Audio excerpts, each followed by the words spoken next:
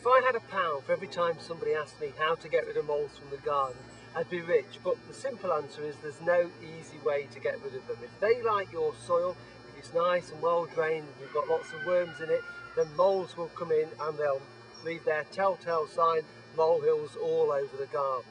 There are various ways that you can try, but none of them are guaranteed and they all take a bit of patience. This is one method. This is a sonic mole device. Looks like a torpedo. You put batteries in the end, or you can also get solar ones. But the idea is you make a hole in the mole run, stick it in the ground, and every 26 seconds it makes a beep. Now the idea is it doesn't damage or harm the moles in any way. They just get fed up with the noise, so they move away from it. As they move away, you take out the probe, move it nearer where they're working, and gradually the idea is you push the moles into your next door neighbour's garden. They have limited effect, but I've tried them and they've worked a little bit. The other way is a bottle trick. Moles are very sensitive to noise.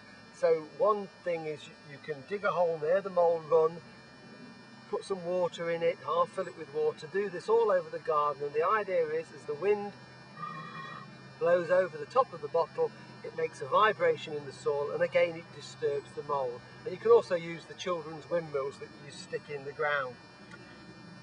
Rags soaked in methylated spirits or terps or anything that's got a strong smell, even household bleach, that you can then make a hole and push down into the run. Again, the sensitive smell, they will hopefully disappear away from that.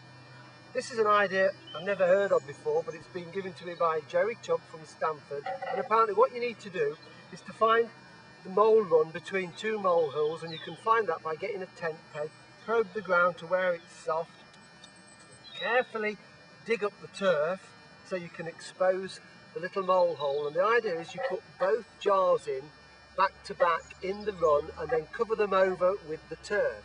And what happens is the mole will come along, think this is part of the tunnel, go into the jam jar.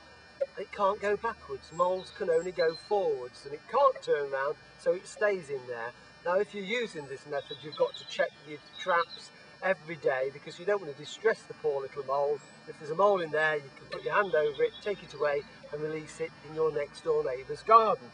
And the last method, which does work but does kill the mole, is to use one of these traps. These have been used for hundreds of years. They were used on all the estates. The mole man would go out, and again what you need to do is to expose the mole run underground.